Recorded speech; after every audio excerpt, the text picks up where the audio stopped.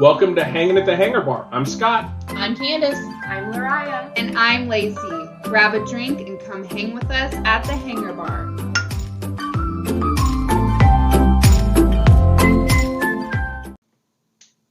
Hey everyone, welcome back to Hanging at the Hangar Bar podcast. We're so glad you're here today. Quick reminder to follow us at our Instagram over at Hanging at the Hangar Bar. Today we are talking about Animal Kingdom, one of our favorite parks. I think I can say that for everyone. So why don't we, talk about our favorite rides first at Animal Kingdom? Sure. Yeah, I think that's a good, not a lot of rides. So, Lariah, what is your favorite ride? Expedition Everest. Really? It's not Yes. Flight of Passage? Wait, I take it back. I always forget that Pandora is in Animal Kingdom. I want to put Pandora in Hollywood Studios just because, even though it's not, but it just seems like we talked about this in the last podcast, but that's where I want to put it. Yes, Flights of Passage. Kilimanjaro Safaris, which probably comes as no surprise to any of you. But I just love seeing the animals in their somewhat natural habitat. And I love how, like, when you look in the backstory of how that ride was developed and all of the things that Disney uses to keep the animals safe and separated and okay for the guests to actually be around so that they're not going to get mauled by a lion or, sat on by a giraffe or, I don't know, alligator or something. Calm down, Lariah. It's all right. I just think it's amazing, and it's 100% true when they say that it's never the same ride twice because you've got the element of the animals, and they pretty much rule the roost and do what they want, and so if you have a giraffe in the middle of the road for an hour and a half, you're going to sit there for an hour and a half. Yep. And I think the other cool thing about that is it is also connected to Walt. Mm-hmm. Walt wanted the Jungle Cruise to be an actual safari-type ride with real animals when Disneyland opened back in the 50s. But for obvious reasons, they couldn't figure out how to do that because it was the 1950s and it was a very small space. Just didn't work out, so they did the animatronics. This was a connection to his idea of having a full-scale zoo kind of ride as well, which I think is really cool. And we learned on this last trip that antelopes do not lay eggs. Surprisingly enough. I know. I was shocked. I was, as the kids say, shook. Yeah, that was a real eye-opener for me for a lot of reasons, but... If you want to know the backstory, it was really funny. So we went on the safari ride, and we get to the part where there are antelope and some sort of large bird. Ostrich. Were there ostriches? Mm-hmm. Okay. And in this part, there is, I don't know, maybe 2 or 3 large eggs. And I'm talking, if you know what an ostrich egg looks like, it was an ostrich egg. Mm-hmm. The driver / tourist, if that's what we're going to call her, was talking about the antelope, and someone on our vehicle shouted out, "Oh, and those are their eggs." And it took all 4 of us everything to keep from laughing. Because as we all know, antelopes are mammals, and mammals do not lay eggs.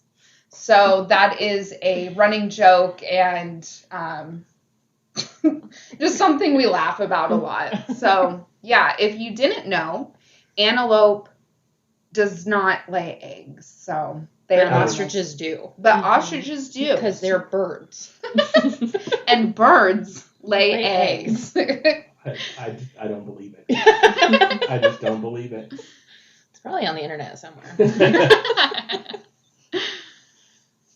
I want you to go first on your favorite ride, Lacey. I think we might have the same one, though. Yeah, and if you pick the one that I'm going to go with, I'll pick something different. Okay. Just so we can talk about it. All right. Well, mine is Expedition Everest. I love that roller coaster. I love that ride. It's fun. It's thrilling.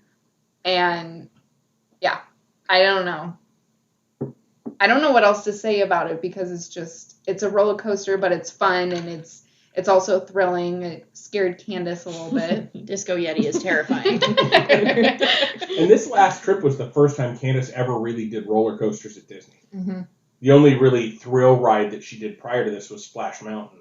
And you did Space Mountain when you were much younger. Right. That kind of thing. But like in recent times, this was the first trip you did roller coasters. Well, and Mine Train, but I don't know that. I mean, that's not that one's really... pretty tame. Yeah. But yeah, so going on Expedition Everest, Candace had a run-in with the Disco Yeti. And just for those that don't know, when we call it the Disco Yeti, I think that's kind of a pop culture reference to an animatronic Yeti that's supposed to be like moving and growling and that kind of thing on this ride that stopped working, 60 or 90 days after the ride was launched. And it would be so expensive to repair that they just put a strobe light on it to give it that movement effect. So now they call it Disco Yeti because it just has that strobe light going on it. And I told Candace the other night when we were talking about this, I don't know if I'm just not paying close enough attention. I don't know if my eyes are having trouble adjusting to the dark at that point. But I don't remember the Disco Yeti being that close. But Candace makes it seem like she could reach out and touch it. That's what it felt like to me. Because you're in this pitch black tunnel. Mm-hmm. And you see this flashing light. And when you first start seeing the flashing light, you don't see anything. And then all of a sudden, you kind of see this ball of fur. And then the next strobe, you see like a closer ball of fur. And then the next thing, he's right here. Mm-hmm. Right here. It was terrifying. I thought I might die. Did you guys think it was that close? I didn't.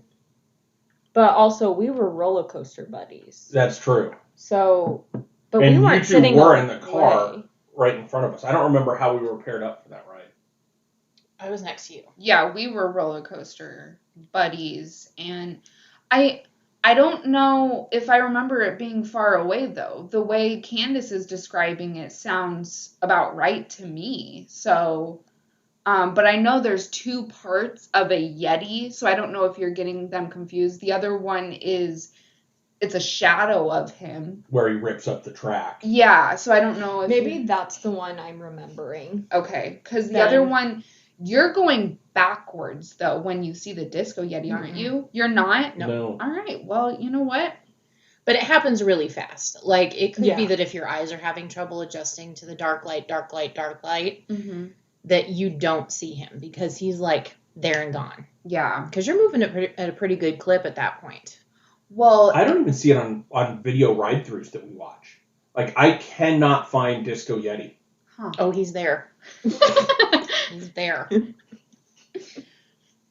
all right, Scott. Right. So you did pick the one that I was going to call out as my favorite ride. So I'm going to go attraction related, and just I'll call this my second favorite. Well, it's my third favorite because the safari is probably my second. One of the attractions, the bird show with The Up Show. the Up Show yeah. with Russell and Doug. Yeah, that is was awesome. super cute. And I think part of that kind of what I like about it is we were walking up to that and all those parrots started Macaws? flying. Macaws, yeah. Yeah, started flying. Again, Candace is the map. She'll correct me all the time and I appreciate it so I don't sound as stupid as I am. They were flying over and like you could reach up and they were probably close enough that if you reached up, they'd fly into your hand. They were really low, which I thought was really cool. And then you go in and then Doug and Russell are super cute and the birds flying around in that show, worried about getting pooped on, all those kind of things. It adds to the adventure. It does. But that is my favorite show at Animal Kingdom by far. I agree. I thought that show was really fun. It surprised me. Yeah, and of the two shows we've seen in Animal Kingdom, that was the better one. The other one that we saw was Nemo. Although I will give props to the performers in Nemo, because how hard would you have to train to be able to flip through the air while you're in a suspension harness and sing? Mhm. Yeah. I mean, it's a good show. It's super cute. I love it. Oh, yeah. I feel like that's a must-do when you go to Animal Kingdom. If you're going to go, you have to go to at least one of those shows for Yeah. sure.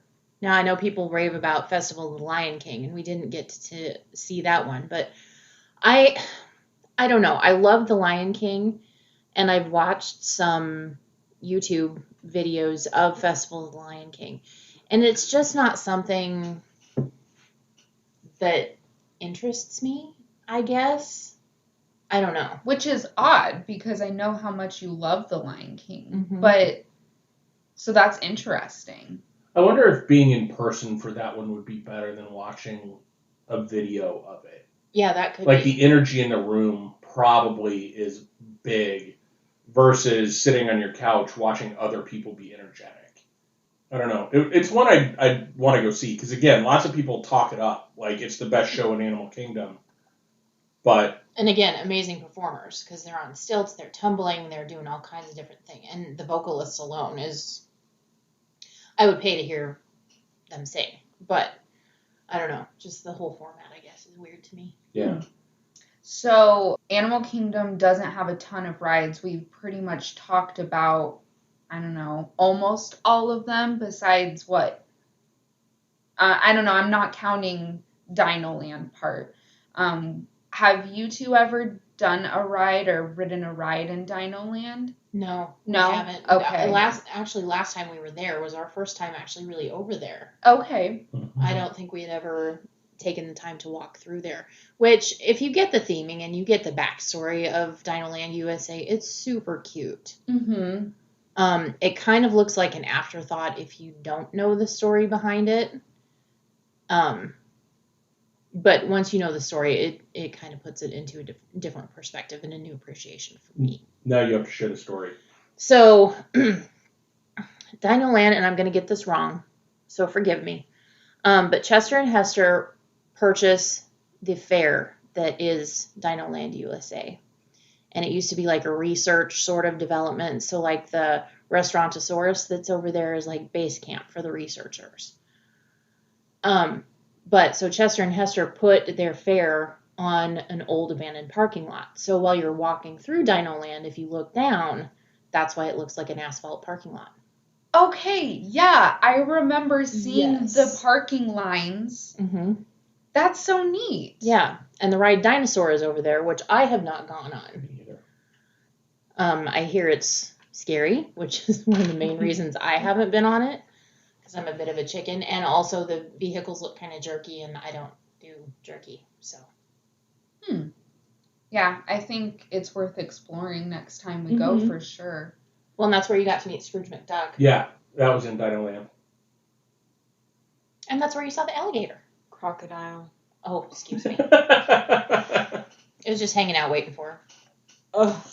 Laura is a big fan of Well- alligators and crocodiles. Well, I feel bad for it, the poor thing, because not that I like alligators or crocodiles at all, but, you know, what He's did you just say kind of- about people throwing trash at it? Yeah, Like, didn't they they had to have to move it? move him? Maybe I thought I- that's what you said, so I kind of have a little sympathy towards. I thought that's what you said.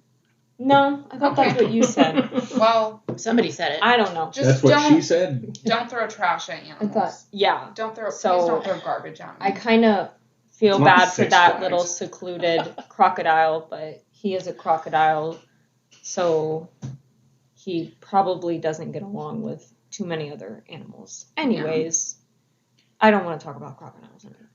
Did, staying in the Animal Kingdom theme, did Lacey and Lariah, did you know that there's another part of Animal Kingdom that you didn't even probably think about going to while we were there? Was it over by like the Tree of Life? No. No? Then no. I have No, there's a little trail that you have to take and you get on a train and you go back. What's that little land called? Rafiki's Planet Watch. Yeah, Rafiki's Planet Watch. You can go over there, pet goats. They have drawing classes. There's no rides or anything, but there's like you can go back and see where they take care of the animals. Like you can go back there and they have glass walls around the vet's office, and you can watch them giving animals Different treatments and physicals and that kind of thing. Oh. Yeah, it's super super adorable. And then there's the path. I don't know. Is Rafiki's Planet Watch also where the path is by the gorillas and the tigers? No. That's over by the safaris, and we just walk by it every single time. Yeah. But there's Maharaja Jungle Trek, which takes you to go see the tigers. Okay. And then there's the gorilla exhibit that we walk by every single time, too. And I see the signs for it every single time, but we're always on our way somewhere else. To a reservation or something, and we just forget to do that. To go back. Because And I'm not a big backtracker. Yeah. you know the howler monkeys that you can see Mhm. as you're walking through? It's the same place where the tigers are. And you can get down beside it on that little trek. Oh. And there's 2 or 3 different tigers down there. Mhm. And then there's the jungle trek, or the gorilla falls or whatever Trail, it is, yeah. trail that you can go on. Like, that's all right there in the middle. We've basically just done a big circle around a whole bunch of stuff that was in the middle of that park. Huh. Another thing to add to our next trip, right? Yeah. Yeah. Have to do that. I'm really interested in that. Yeah. Yeah, every time we start watching videos on it, I'm like, Candace, why don't we ever do that? She's like, we always just forget about it. It's one of Yeah. those things you're heading back to Asia for a dining reservation, or I want to go get on the roller coaster, I want to go on the safari, and you just don't think I need to hang a right and go do this 2 hours worth of stuff. Right. Mm-hmm. It's just interesting. Next time. Next time. Next time. Oh yeah, for sure. So, since you're the only one I think that has been on it, why don't you tell us a little bit about Kali River Rapids? Yeah, the River Rapids ride is just okay in my book. I wouldn't wait a long time for it. I think it's short. You don't. I'm trying to think of really positive things to say about it. It's just meh. I don't have really positive or negative things. You have the opportunity to get soaked on a ride that's not that. And honestly, me saying this is probably bad. It's not themed very well. Like, I think it used to be themed better, but Animal Kingdom went through a period where they got a little preachy, and that ride was very preachy, so they took a whole bunch of that out because I think they got complaints about it. But it was supposed to be all about deforestation and, like, the story. You're going down the Kali River, and you're seeing, like, a truck dumping lumber into the river, and it's deforestation and how it's changing the habitat. But they took all of that story out. So now you're just going on this whitewater rapids down the river without a story to go along with it. And it's you go on that ride for the opportunity to get wet in the middle of Animal Kingdom. It's not a ride that I would go back on. But it was just meh. I don't want to say anything negative about it because there wasn't anything bad about it. It just, for Disney, it was not themed well. Interesting.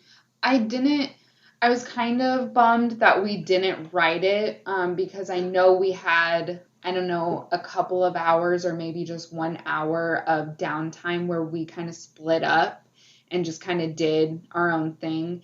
And we were thinking about going on the ride. And I'm kind of bummed we didn't, just because I wanted to have at least ridden it once in my life. But also, I think you can ride those rides pretty much at any type of theme or amusement park. Yeah. And I mean, if we have the time next time we go, maybe I'd ride it. But yeah, it wasn't one that was high on my list or anything like that. So yeah, it's an overdone ride system. Like the Whitewater Rapids system is an overdone. So if the theming is not over the top, all of a sudden it's just not something that you have to go on. And that was my experience with it. I think there's better Whitewater River Rapids. It's a tongue twister. it is. Out there that you could go on. I've actually watched videos of other parks which will remain nameless in this podcast from the Orlando area that are better water rapids rides. Themed after Popeye. I just got a dirty look from the map for those of you that can't see. So on the topic of rivers, Navi River Journey. Yeah, I know you guys were really confused, but but you got there. I got there. What is your overall thoughts of that ride? Would you go on it again? Was it overwhelming, underwhelming? For me, it was a one and done. Yeah. It felt to me like it was an afterthought. Visually, the ride itself is stunning. I mean, the bioluminescent plants, the shaman priestess singing, all the different creatures, the large avatar standing like right over there when you come around the first corner. About jumped out of the boat because it scared me so bad. Just because I wasn't expecting it. All of that was really, really cool. Having said that, the queue, for me, was a joke. The only theming that was there was basically the poles stuck in the ground to keep the lines separated, plus the ropes, which, I'm sorry, you can't make rope interesting. You just can't. Unless it's on Pirates of the Caribbean. Okay, all right. There's another merch idea t-shirt for you. You can't make ropes interesting. And then they had these little placards about different animals that you were going to see on the ride and different things you were going to see on the ride. But for me, the ride did not overshadow the queue enough to be willing to stand in that queue for that length of time again. Mm-hmm. And the ride was far too short, in my opinion. Mm-hmm. Mm-hmm. So I think I can say I've done it, but I don't need to necessarily do it again unless they reimagine, which I don't know how they could. Like, the ride itself, again, fabulous. Yeah. Visually stunning. But it's a one and done for me. Feels like there was something missing. Well, it feels like it was just incomplete. Mm-hmm. You know, like, Mm-hmm. I think I would ride that again if the wait time was reasonable. Nowhere near what we waited, which was, just like 30, 45 minutes? Yeah, it was posted Not 30, that but it was long. 45. And I some of it for us and all that, you get back to your point, Oh. but I think some of our disappointment in the queue was you guys were in a hurry because you had fast passes Yes. for Yeah. Flights of Passage, and we were cutting it close on, like, we were looking, okay, wait time, your fast pass window opens up at this time, it closes at this time. Can we do both? And with the posted wait time, we could. About halfway through the queue, we started going, you might run out of time. So I think we probably made you all nervous, too. While we were sitting there talking to ourselves, this is not a Disney queue. Yeah. Like, you think about all the other queue lines where they route you back and forth and back and forth. They're interesting. There's nothing interesting about this queue, Including the rope. including the rope. So, sorry, I derailed from the point you were making. Oh, no. Yeah, that is, I feel like, part of the reason why it was a little more uninteresting and stuff, because I was worried about riding Flights of Passage in general, so Yeah. part of me was like, okay, it'll be fine if we miss it. But, because, I don't know, I was just really nervous to ride that ride, and, like, I appreciated the fast pass and stuff, but I was just really nervous, but I'm glad we made it. Definitely. And I'm going to say something that I don't know if you are all going to agree with me or not. The queue for that line reminds me of another queue for another line. And that is the Ariel, the Under the Sea with Ariel and Friends. And I love the queue for Ariel. It is so well themed with the waterfalls and the rock. And the little animals that are collecting things that you can crabs. interact with. Yes, it's fun. But that ride, the Navi River Journey, reminds me of that. And I think that's where, I don't know, I don't want to say it made me upset, but I'm just like, I've seen this before. And also, if you've seen the movie Avatar, the queue for that does not fit in. And even if you haven't and you've just been walking around Pandora, the Pandora land in Animal Kingdom, it doesn't make a ton of sense. Now, if they just kept the theming of Pandora with all the glowy plants and all the pretty, interesting, nature, I think that it would have been a more enjoyable ride and I agree. queue. So Where you get immersed into the actual story of the ride.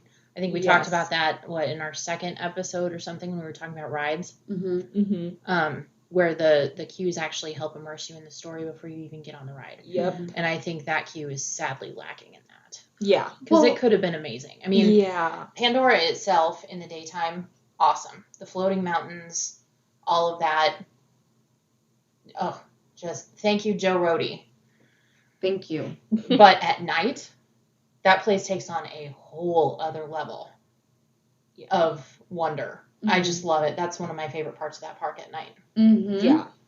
Well, and I think in the queue, we were there at night, and the way the queue was lit, I was not a fan of. It was like harsh lighting down there, and you felt like you were in this cave. I don't know. Here's this big old orange industrial light. Yeah. Walk safely among this uninteresting rope. Go ahead.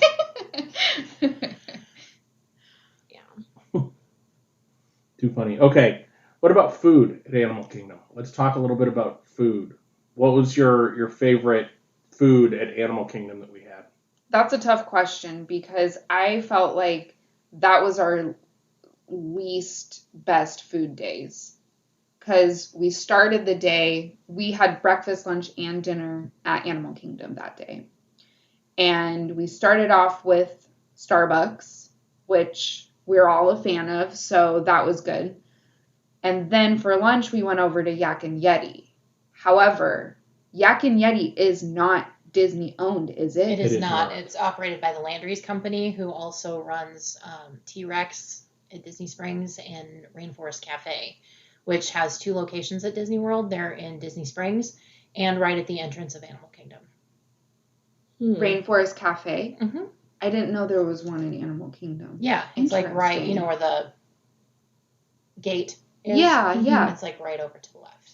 Interesting. Oh, wow. I don't know how I missed that, but it's very well. I mean, that area is so beautifully themed anyway. It just kind of blends right in. So if you're not looking for it, you won't see it. interesting. Okay. Mm-hmm. But yeah, I was not a big fan of Yak and Yeti's food. For me, it could have been the thing I ordered, but it just didn't blow me away, and I know I was really excited for that meal. Well, the atmosphere of that restaurant, I was very impressed with. I thought it was really cool. But I think on the favorites list from Animal Kingdom, it's those wonton, the cream cheese pineapple wontons. That's exactly what I was thinking too. Right. I figured you guys would have the same thing, but I just really, nothing else really stood out to me. Like, it was all good. Like, I had no complaints. Nothing was disgusting at all, but like, nothing, we had way better meals elsewhere. My firecracker shrimp I had was not as good as Morimoto. Yeah. But close. But that pineapple wonton dessert. Oh yeah, it's got a white creme glaze. It's so get good. Fancy. My favorite probably again is from Yak and Yeti, and it was the green bean appetizer. Oh, the fried green beans. Yeah, Yes. the fried green beans were delicious. But I'm a big fan of that. You like the sweet chili sauce. Yeah, the sweet chili sauce. So yeah. anything that I can dip in sweet chili sauce, I'm pretty good with. But yeah, that's probably my favorite food that we've had at Animal Kingdom. Mm-hmm. And then to Lacey's point, we had breakfast, lunch, and dinner there, and we went to Tusker House for dinner. And character meet and greet, awesome character meet and greet. Again, very well themed restaurant. I think I was just a little disappointed in the food. I would agree, and I'm not a big buffet person to begin with, which now they've reopened, and it's now family style. Oh. So they kept some of their most popular dishes from the buffet, and they'll just bring that out to you family style. And I would appreciate that a lot more Yeah. than having to wander. And I'm sorry, the consistency of the food is not visually appealing to me. Yeah. Okay. It's just kind of gloppy, Mhm. in my opinion. I mean, it tastes, some of it's really, really good. Mm-hmm. Some of it's not so great, but it all kind of looks the same. Yeah. Okay. So I think I would appreciate having it family style a little bit more, and then it's an all you care to enjoy situation. Plus the characters in their safari clothes are just so dang cute. Well, on that point, it gets kind of chaotic in there a little bit too, with it being a buffet and a character dining experience. Mhm. Everybody's just up around, and like if you are up getting food and you miss the character, they're probably going to come back around again. But that one had a lot of There's a tables. lot going on.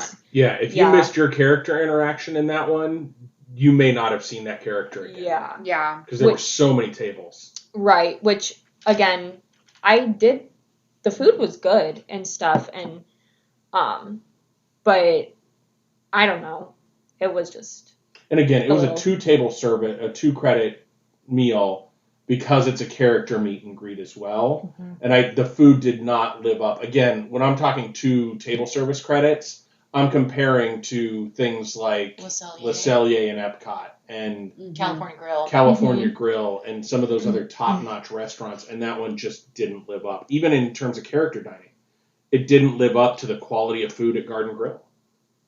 Which is just a 1 table service credit. So, and again, it's all you care to enjoy. You meet some characters. You often get to see them more than once. So I agree completely. I wouldn't be mad if they moved all buffets to family style. That's the because direction they're going.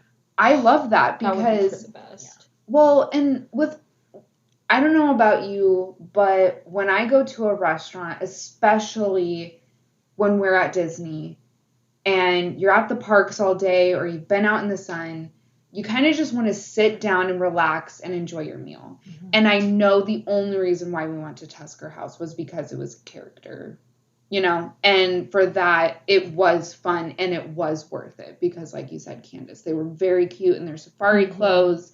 And, Goofy was there, and wasn't Daisy there Yeah. too? And she's a rare character. But just like you said, Laura, the hassle of getting up, going to get your meal, and plus with buffet, I don't go up and get multiple plates because I load up my plate with what I'm gonna eat, and then it's like dessert time, and I am full, So buffets for me is not worth it because I usually can only eat 1 plate of, your food and then 1 plate of desserts anyway. So, yeah, I think moving towards family style is a really good idea because our Ohana and Garden Grill, those experiences were great, and I thought the food was amazing. Yeah. We would be remiss in Animal Kingdom if we didn't talk about our favorite location in all of Animal Kingdom, Nomad Lounge. Oh, yes. Oh yeah. Yes, yes, yes. That was fun. So what was fun about it? Well, just the spontaneous part about it, where, I don't know, we were about 2 hours away from our dinner reservation. We rode all the rides that we really wanted to before getting over into Pandora for our fast passes. So we kind of just decided to go grab a drink and just chill out at Nomad's Lounge. And I got the drink called the Lotus, and it was really good. Had a little floating light up lotus on there. Isn't that what you had to? I don't remember. And that tells you how much of an impression that bar made, though, that 2 years later, we're coming up on the 2-year anniversary of that trip, and you still remember the exact drink you had. If I asked you what you drank at California Grill, could you remember? Nope. If I asked you what drink you had at the Trader Sam's, could you remember the name of that drink? No, but I do know that it was one that was not crazy because I didn't want attention. She just ordered a glass of water there. That's That's a good way to get yourself picked on there. Right. Oh. But yeah, that my point though is that place had such an impact in experience that we just remember like every second of our kind of sitting there. Yeah, I had some fantastic drink with watermelon in it because watermelon drinks are some of my favorite drinks ever. And mine came with a nice big slice of like ice cold watermelon as a garnish. And I'm just like, yes. Then we all got water and just this sitting there. And we even got, I think, one of the last tables available on the veranda. And I remember that we were in the direct sun sitting there. Honest and truly, I did not care. Mm-mm. It was such a cool environment, and it was so nice to just be able to sit, and it was right there on the little river, which now, since COVID, they've started doing character cavalcades on the little barges down that river. Oh, So you can go sit on the veranda and have a nice drink and maybe a snack or something like that and watch the character cavalcades because they just pop up whenever. That's so cute. But yeah, that's one of my things where I would not be opposed to just going to Animal Kingdom Park and sitting on the veranda at Nomad Lounge if I had an annual pass and I lived close enough to where I could do that. Mm-hmm. Yeah, I think that's awesome. Yeah, I think that part of the reason why we enjoyed it so much and it's just has such a heavy impact on all of our memories is because I think Animal Kingdom was the hottest, most exhausting day of our trip because it was like our first park day, and so I wasn't used to like walking around that much and being in that hot weather for as long as we were. So it was just like relief to just get to sit down and like Disney hack. Hello, if you're feeling hot, if you're like exhausted, go sit at Nomad's Lounge. I don't even think I got a drink. I just sat there with you guys and just like had a great time, even with the view, which was stunning.